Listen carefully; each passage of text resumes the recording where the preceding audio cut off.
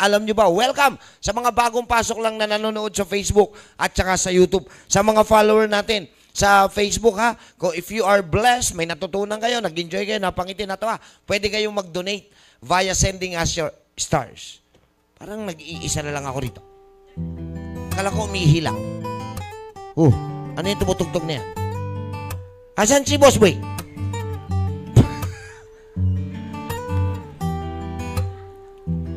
Okay. Ito, nag-imbita na naman si Boss Pick ng ating... 안녕하세요. Ito pa rin yung sa akin.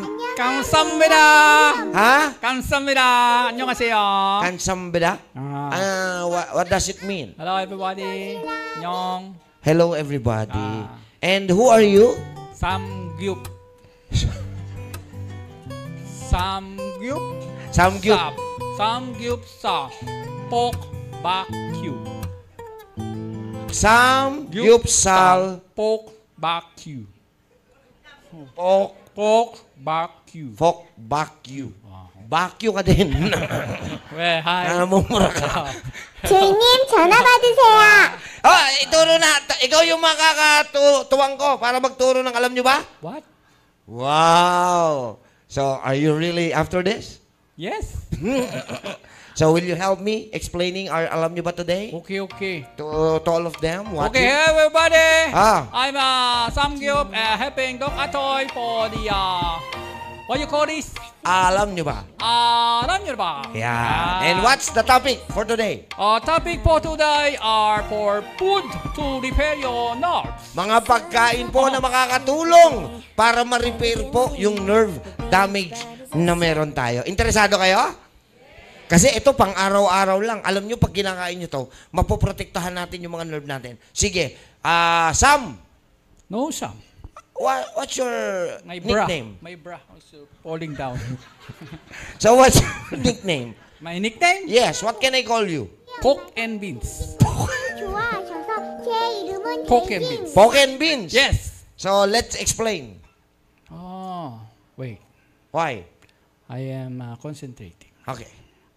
Alam mo ba kung ano ang ginagawa ng mga nerve na nasa bawat bahagi ng iyong katawan? Yan. Ang mga nerve na ito ay nagdadala ng electrical signal mula sa utak at spinal cord sa pamamagitan ng nervous system. Listen, stop. Okay. Ano raw yung nerve? Yan yung magsesend ng signal. Okay, send ng signal sa lahat ng parte ng katawan natin na galing kay utak. Kaya part siya, kaya nga nervous system. So, ang main organ ng nervous system ay ang brain at saka spinal column or spine. So, kay brain, dadalhin niya yung signal, padadaanin kay nerve. Papunta kay spine, si spine, dadaan ulit kay nerve, papunta sa lahat ng organ. So, buong katawan natin ay punong-puno ng nerve. Next. Ang mga signal na ito ay nagko-control ng bawat isang function ng katawan na gaya ng tibok ng puso. So, hindi makakadating yung signal sa puso na galing sa utos ng brain kung hindi dahil kay nerve. So, si nerve yung tulay, si nerve yung daan para makarating yung signal papunta kay puso. Inuutusan ni brain natin si puso na tumibok para mag-circulate yung dugo. Next. Okay, digestion. Siya rin ang nag-uutos para mag-digest tayo ng food na kinakain natin makuha yung nutrients. Next. Paggalaw ng muscle. Hindi yan yung muscle na dapat gumagalaw. Paggalawin mo, yung muscle mo. Very good. Very nice. At marami pang iba. Yan. Pero, kapag kumain tayo ng matatamis. Lots of sugar. Junk Glucose. food. Junk foods. At kapag exposed tayo sa kapaligiran natin na puro toxins, yan. At radiation, ang mga nerve na ito ay madaling nasisira na ang nasa bandang paa at kamay. lalo na. Ang mabilis masirang nerve, alam niyo kung saan? Bandang lower extremities at kamay. Kasi yan yung pinakadulo. Kung mapapansin nyo, yung kamay at paa natin, yan yung pinakadulo ng mga nerves. Kasi, ayan, galing sa brain, papasok kay spine, magsisend ng signal, ang pinakadulong part, silipin nyo, kamay at paa. So, yan yung mga dulong part ng nerves. So, due to lots of glucose, chemicals na mga junk foods, radiation na meron tayo, definitely, yung nerve na yan, dyan kinakapos ng supply ng signal. Kaya yung iba, mapapansin nyo yung mga diabetiko, nakakaramdam kayo ng pamamanhid. Bakit? Kasi malapot yung dugo nyo dahil sa glucose. Dahil malapot yung dugo, yung nerve sa paan ninyo at kamay, kinakapos ng supply ng tamang daloy ng dugo. So, namamanhid kayo. Next! Oh, okay. Ito ang dahilan kung bakit minsan ay parang namamanhid, nawawalan ng pakiramdam, Correct? o sumasakit ang mga bahaging ito ng ating katawan. Correct. Ang tawag sa nerve damage na ito ay neuropathy, Neuropathy. na Alright. maaring may ayos sa pamagitan ng pag-inom ng vitamins at pagdaragdag ng mga nutrients na kailangan ng ating katawan Yan. mula sa mga pagkain. Yeah. Kaya narito ang ilang halimbawa ng mga pagkain na nakakatulong para ma-repair ang mga nerve na ito. Ito ang mga sumusunod. Bibigyan namin kayo ng mga pagkain na pwede nyong gawin o kainin within a week para hindi po basta-basta mabilis masira ang inyong mga nerve. Are you ready? Gusto niyo bang marinig to? Okay, number 1. Ano ang pwedeng kainin?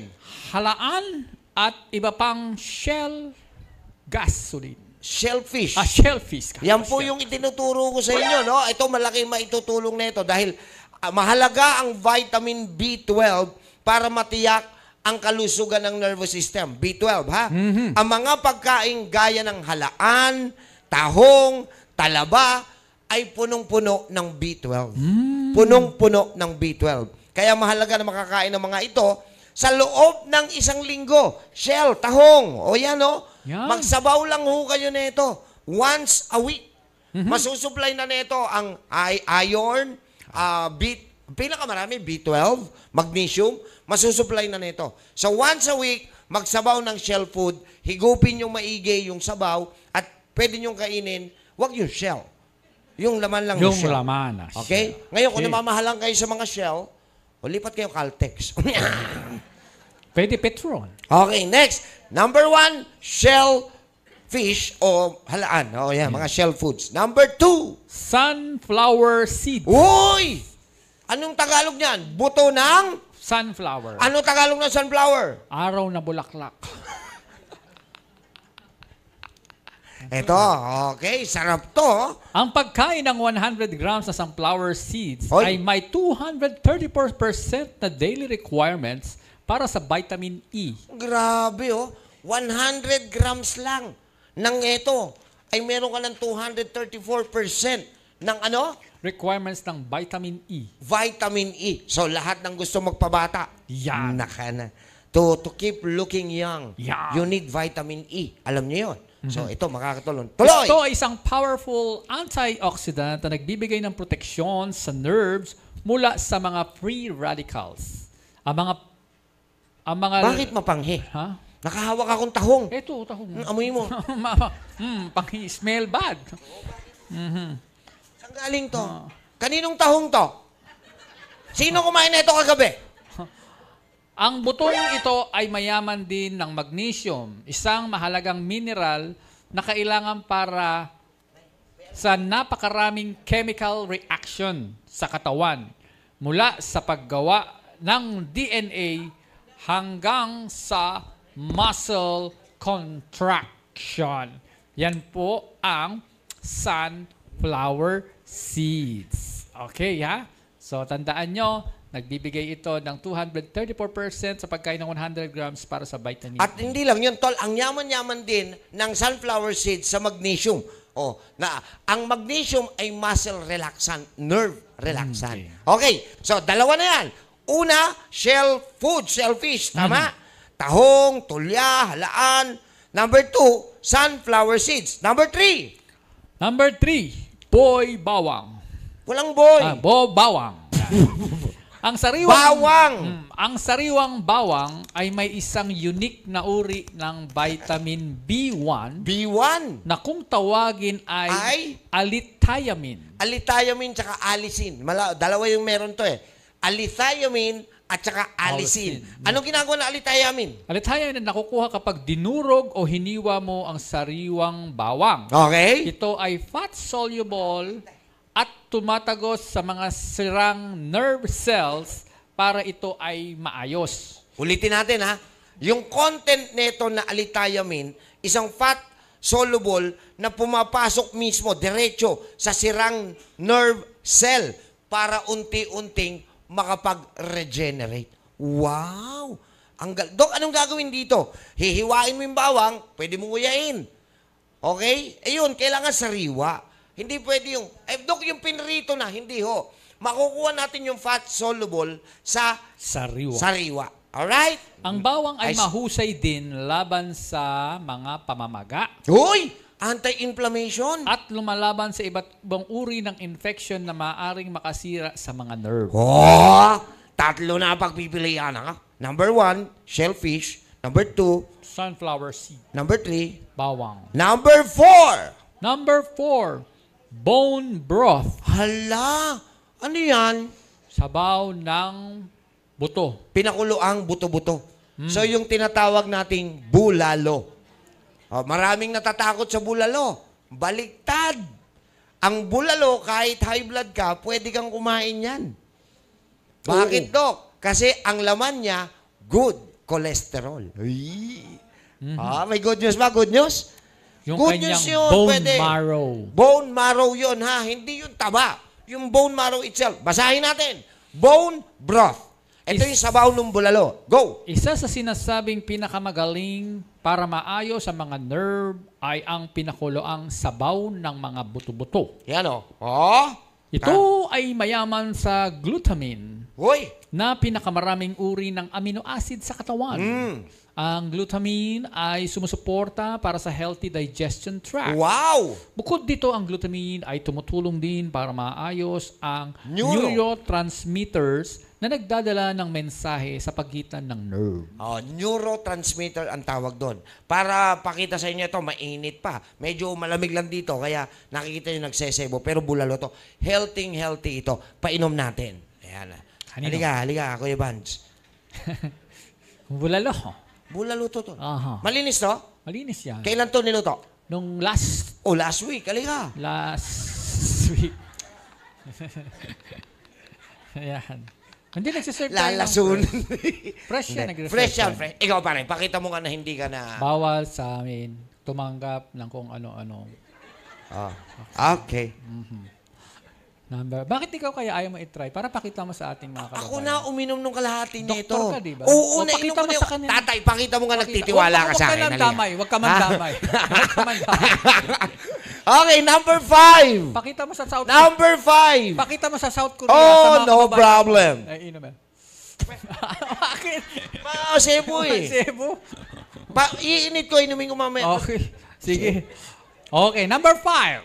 Last but not the least, eto na, ang... Turmeric. Yan. Anong turmeric? Ito po ay luyang dilaw. Ang pag-inom ng turmeric ay tumutulong para labanan ang mga sakit gaya ng arthritis, Pag sinusumpong kayo ng arthritis, naku, napakaganda pala ng turmeric. Alzheimer's disease. Yung pagiging Alzheimer's, nerve problem yan. Yes. Depression. Ala, pag nadidepress ka, kumuha ka lang ng luyang dilaw at ilagay mo sa iyong mata. Hindi inumin pala. Okay. At sakit sa puso. Pati po ang mga problema sa puso na usual, kaya naman po nagkakaroon ng sakit sa puso dahil sa paglapot ng dugo. Alam naman natin na ang turmeric o luyang dilaw ay may mataas na pampalabnaw ng ating dugo para dumaloy ng maayos at hindi mahirapan ang pusong tumibok para i-circulate ang dugo dahil lumalabnaw ang dugo. Kaling pakpakan. Ano na? Pakpakan. Sa amin yun, sa Pilipinas yung pakpak. Sa inyo, paano palakpak? Clap your hands. Hindi. Sa inyo. Ha? Pakpak. Sa amin, palakpak. Sa South Korea, pakpak. May accent. Pakpak. Foreign accent. Ano? Pakpak. Pakpak. Pek kayo. Ouch. Ouch. Ouch. Sorry. Solid.